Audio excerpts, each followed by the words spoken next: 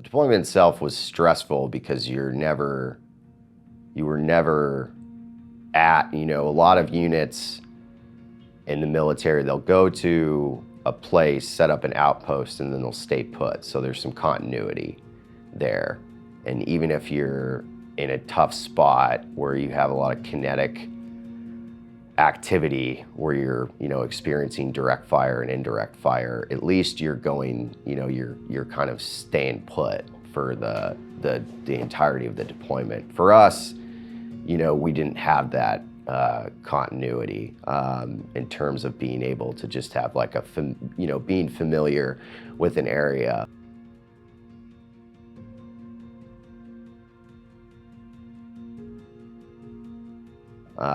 It was a constant level of stress and irritation in that arena.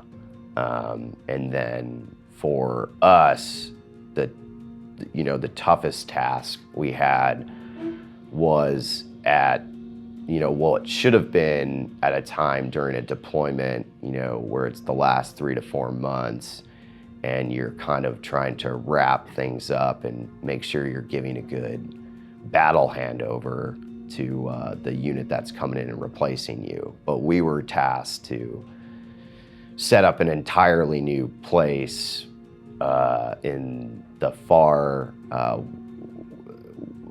western side of Kandahar in Maiwan that there hadn't been U.S. personnel there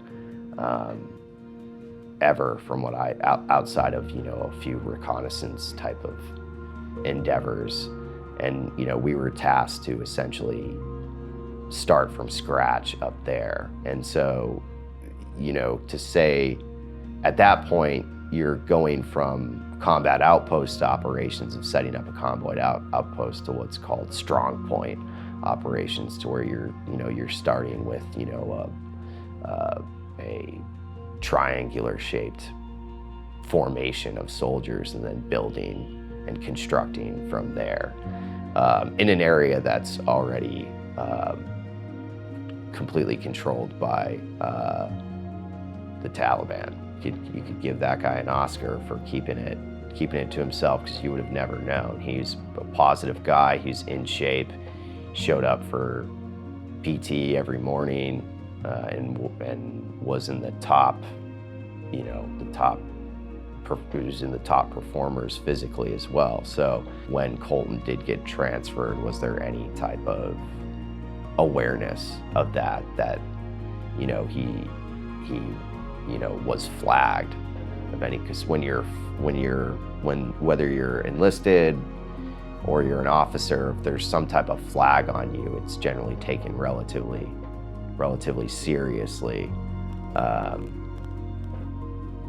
But things tend to blur when you're overseas, and the needs of the mission start to really take precedent. So in mission, what was Colton like in theater? Colton's a thoroughbred leader. He always knew the right answer to something, or he always had a course of action that was appropriate. He's assertive. He had what I like to call controlled aggression, to where, he would not bring an undue level of aggression from the battlefield into the tent. He was able to turn that switch on and off appropriately, as a lot of good, experienced leaders can do. Was very likable as well from a personal perspective. Generally speaking, junior enlisted wanted to be, assigned to his team. It's also where his nickname came from.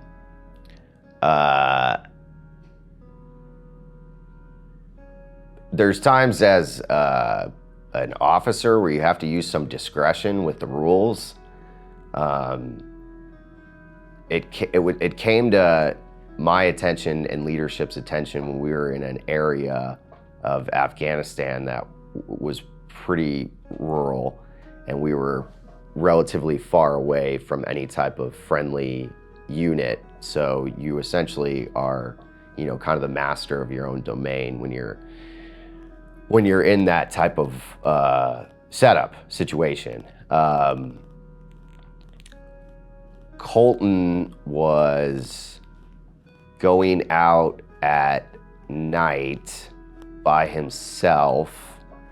So he's sneaking off of our strong point position to essentially do one-man reconnaissance and intelligence gathering of various bomb makers, IED facilitators, just regular ground force movement of enemy fighters. And then he would come back with a handwritten report in his notebook. I'm not exactly sure how many times he did that, but I know he got caught at least once.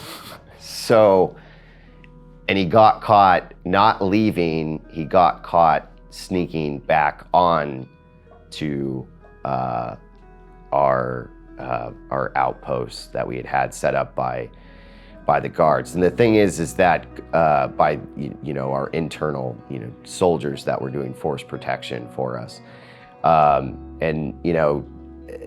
it's a reflection of Colton's personality that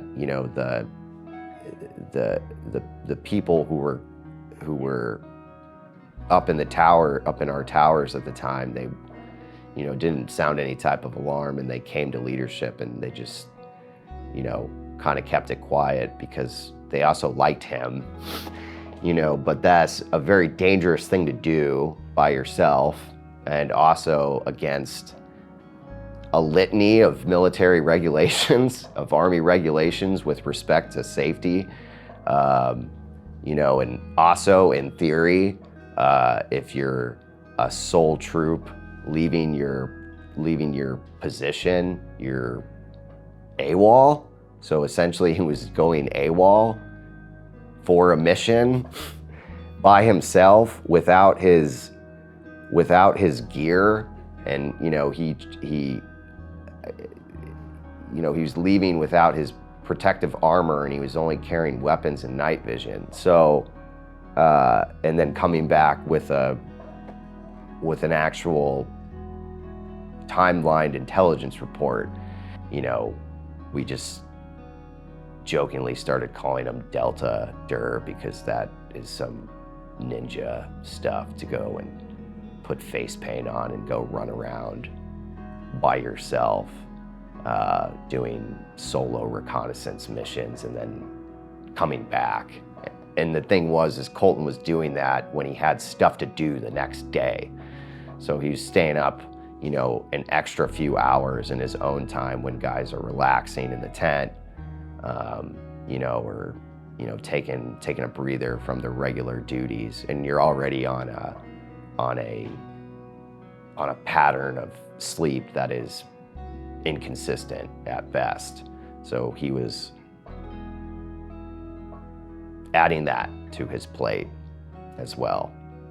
I first found out that someone in the troop had committed suicide, and then eventually one of my other friends, who was also in a leadership position in the troop, he told me that it was Colton that had done that. And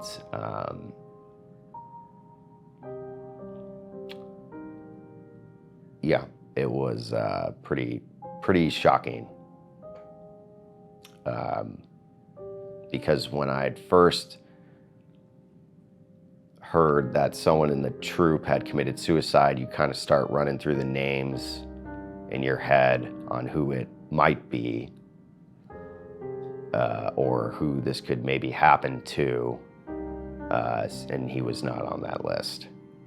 The ingredients were formed together to make this recipe, and it just, it was like a recipe that still didn't make sense. And I don't, for me personally, I didn't completely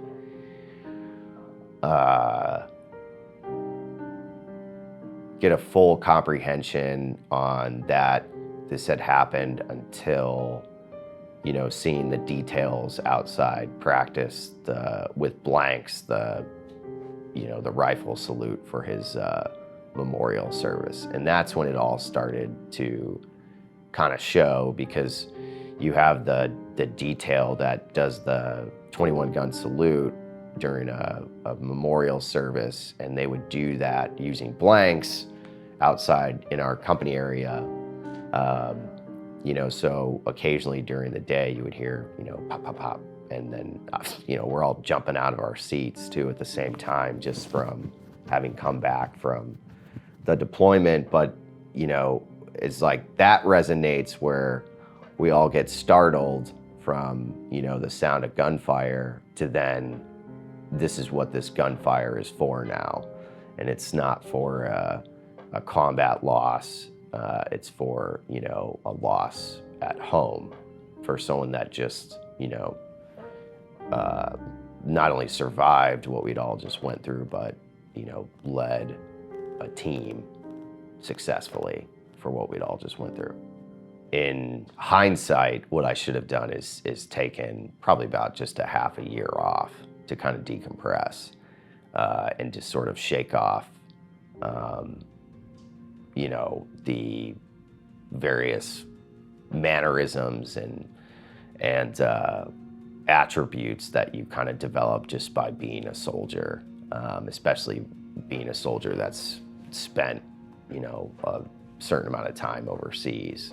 Went into 2015 is where I started, like the transitional depression really started to set in.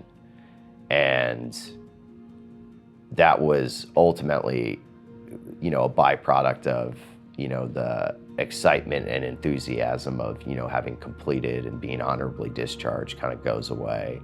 And then, fully transitioning into a corporate career, really kind of sinks in. And even though I was surrounded by a lot of good people, it is just different than the experience that I had in the service.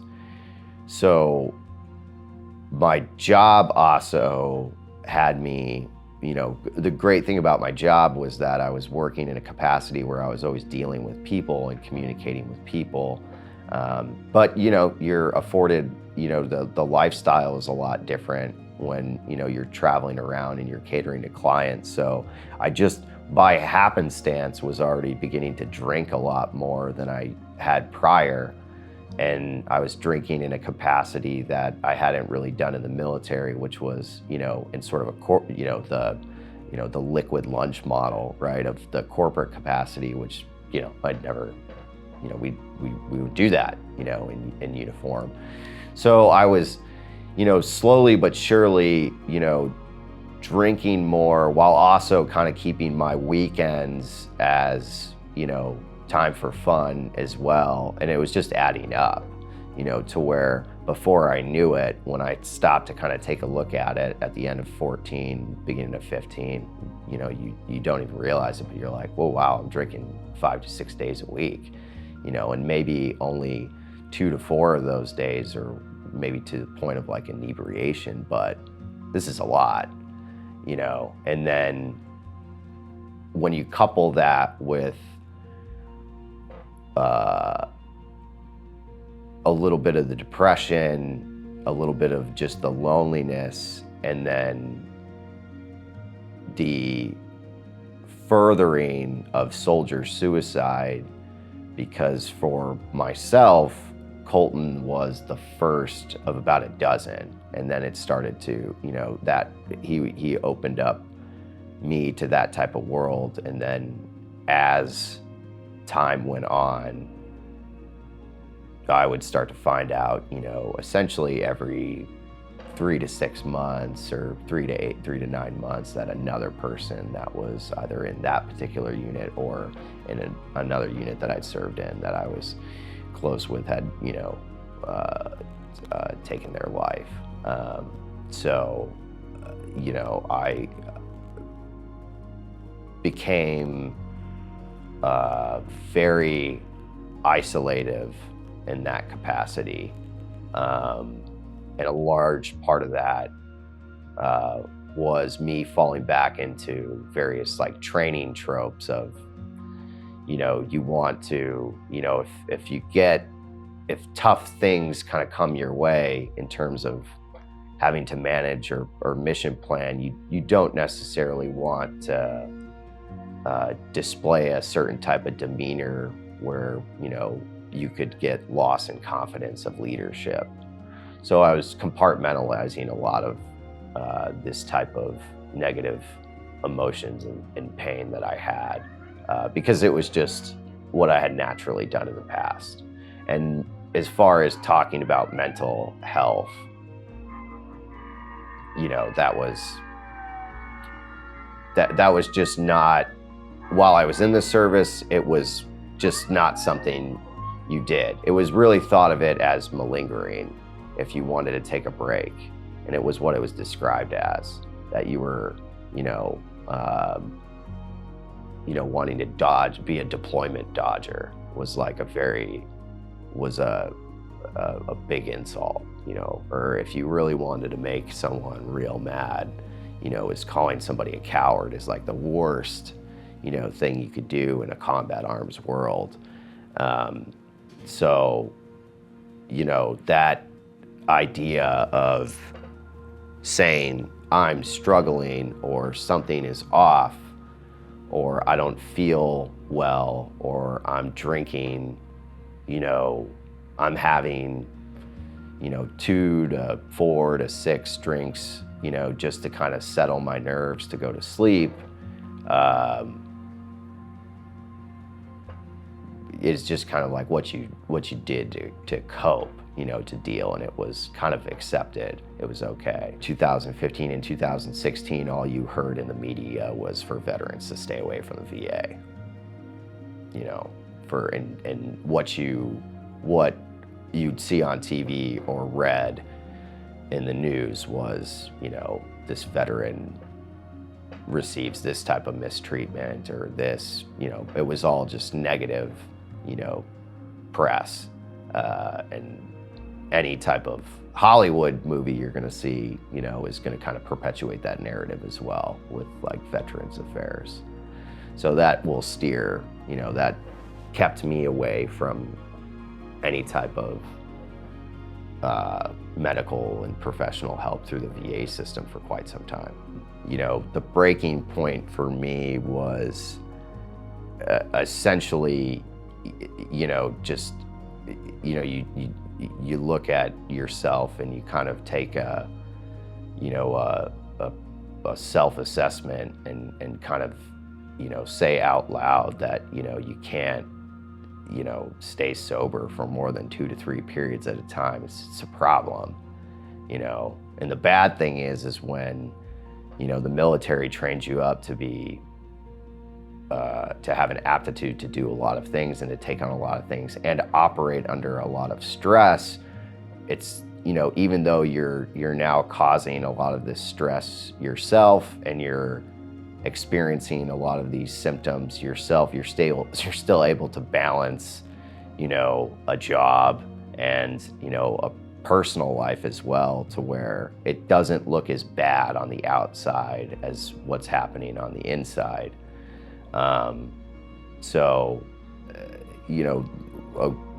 I'd say I really started a journey of recovery in 2016.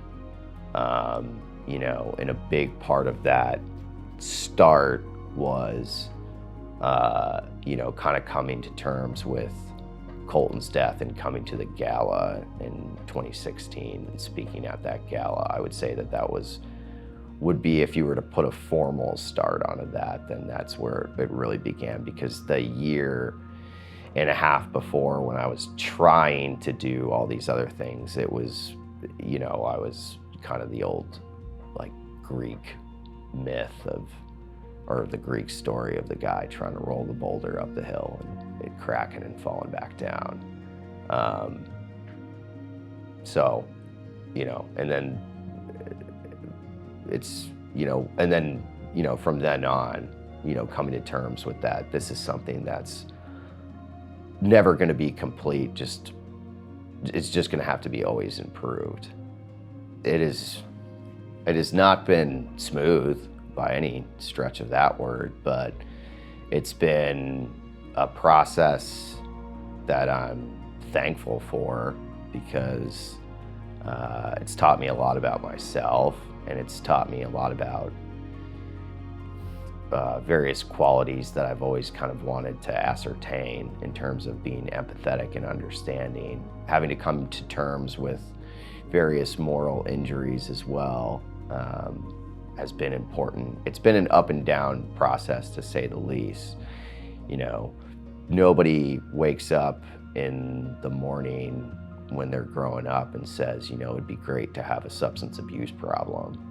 No, you're not going to find a 10-year-old kid that's going to tell you that's what they want to have happen to them when they grow up.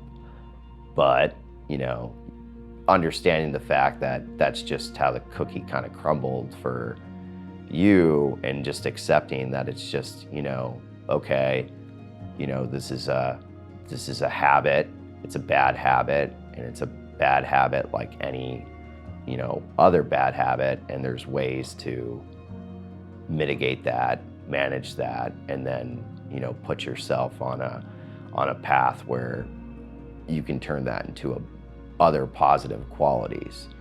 I had to realistically, I had to really retrain my brain in such a way where I had to look at, staying sober as something to not be like a burden or a monkey on my back, but something in such a way whereas, okay, this is another way that I can refine various positive characteristics of like discipline and repetition, which then transfer over into other areas of my life as well. So if I can be disciplined in doing this, then I could be disciplined in perhaps learning another skill set that could, equate to, moving me along professionally in my career. Or I can be disciplined in learning another hobby that could enrich myself in terms of like having a more positive mentality and, just being generally happier. I didn't know what panic attacks were and anxiety attacks were until well after I was having them. I just didn't know what, I knew that something was going on, and I'd have to pull my car over at times, and I'd have a real stiff feeling in my chest and my stomach, and I'd look at my heart rate monitor on my athletic watch, and I'd see that it was just kicking well into the 130s and and I didn't know why. I thought maybe it was because some food didn't settle the right way. I didn't realize that I was actually having these types of attacks, right? So I had to learn all about that and how to manage that, and a lot of, the best ways to, the good thing is when it comes to having, an issue with alcohol is, when you're looking at things with your health in that regard, it's like, okay, well, eliminating this component from my lifestyle will actually be helpful in mitigating these and helping me manage those. So you sort of have to retrain your brain into a mindset of, when you're depressed, you feel a woe is me kind of thing, and you feel a lot of blame and a lot of guilt. I had to address forgiveness of myself, not feeling guilty, really redeveloping a newer mindset to look at things as part of a positive way forward and a way to justify my own life and the happiness that I'm able to have, so that I can also, get some of these other things under control. And all of this is very much so easier said than done, and it's easier explained than done as well. It has been, up and down for sure, but luckily, 6 years kind of going through this process, when you have a good community around you, when you're doing what you're supposed to do and recognizing the ongoing medical treatment that's appropriate to maintain in your life, and then putting yourself on a direction where you have some passion for and a purpose for, it makes things a lot easier.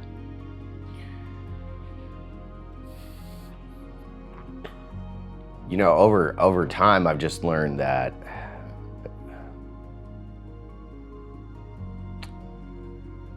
war is actually the easy part, and the piece that was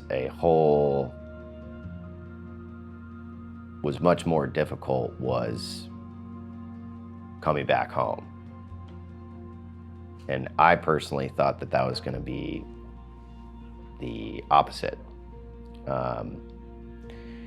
So if I was to actually be able to have a conversation with him now, I would definitely say that I'm in the exact same spot as you, and there's no difference between you and I. And there's a lot of ways that we can kind of tackle this really difficult experience together, while also doing it, in our own independent way. I wish I could tell him that, happiness is not something that you experience by yourself. It's really a shared feeling. If you don't, you can go off and do something fun by yourself or be by yourself and be happy, but you're really not gonna be able to fully embrace that type of mentality unless you have, some people to kind of share that with that are actually meaningful in your life. Selfishly speaking, I just, wish I still had him around. And that's about as, because even though we liked a lot of the same things, he and I are very different. We came from very different backgrounds, and it's always kind of good to have friends like that.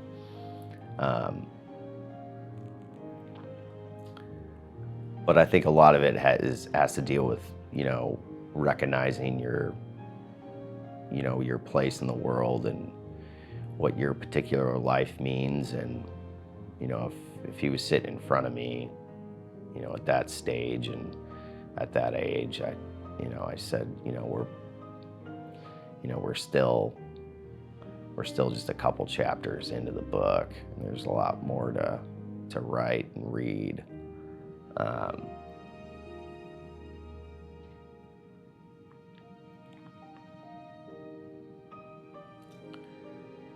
And there's just a lot of people that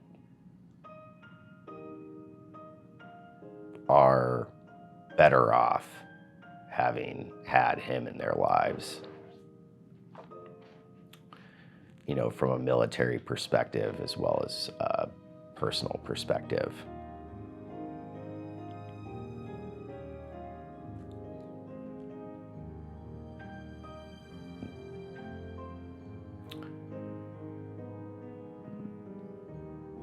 But I really just wish I could have said that,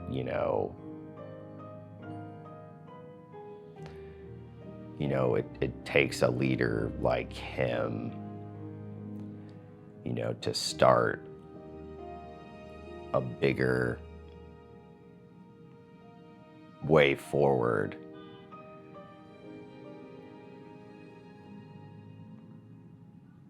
To describe, what he was actually experiencing with someone else who was essentially going through the same thing, but I didn't really know how to put words to it either.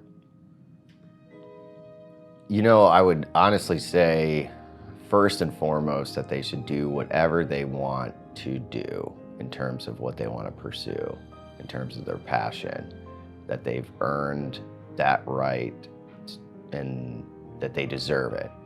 Whatever they want in terms of career and their professional and personal life, they can do. They should be allowed to do whatever they want to do, period. And they should be able to chase after it.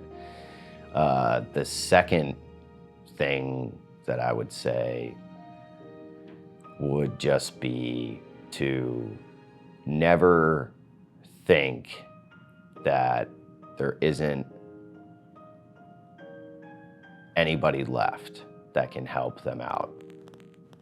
That there is someone, and if they get to a point where, they're starting to really question the validity of them being alive, or their self-worth on Earth, that there is at least one person, and it might even just be a stranger that is willing to, extend a helping hand. And that, nowadays it can, just be made with a phone call, or it can be made with an in-person, it can be made, via a social media platform. There's just, while it's difficult to understand that fact, and it is a fact, when you're in that place, when you're isolated and when you've compartmentalized so much, the fact of the matter is that there is at least a person that will always be willing to help them out. And then from there, it's only going to get better, and it's an incremental process, and it's a personal process. And, just knowing that once you accept the fact that there's somebody there or multiple people there, that, you're already on the floor, the only place to go is up. It might be a slow process getting up, and there might be some trip ups along the way, but you're just going to keep on, moving forward. And it's just like they always taught us, back out, overseas. You just want to keep going forward. So is there anything that hasn't come up that you'd like to talk about? I think the most pertinent thing for me is that, when people come across me, because I look pretty good on paper in terms of just, the things that I've achieved in life, the careers that I've managed to traverse, and the academic credentials that I've managed to get along the way. If you were to just take a look at my resume, you generally think that, I'm a pretty motivated guy, and I like to excel and pursue things that are important and things that are important to me. But embedded within all of that is, something that, that I deal with, making sure to get up every single morning and tell myself that, it's going to be a good day, and and even if it's a bad day, I'm going to make it just a little bit less harder, because there are plenty of days where it's hard, and you get upset over certain things, or you find out another person you were with passed away through less than ideal circumstances. And I just keep it in my mind that, if it's going to be a tough day, then I'm just going to do something within that day to make it a little bit less difficult. And I think if you look at it, If you look at it from a micro perspective, then it's a lot more manageable, you know. And there are a lot of easy ways to make a hard day a lot less hard, you know, and it can take just 10 minutes or 15 minutes or 5 minutes or, you know, a couple of different ways to do that. So, and that's something that is a ritual for myself every morning.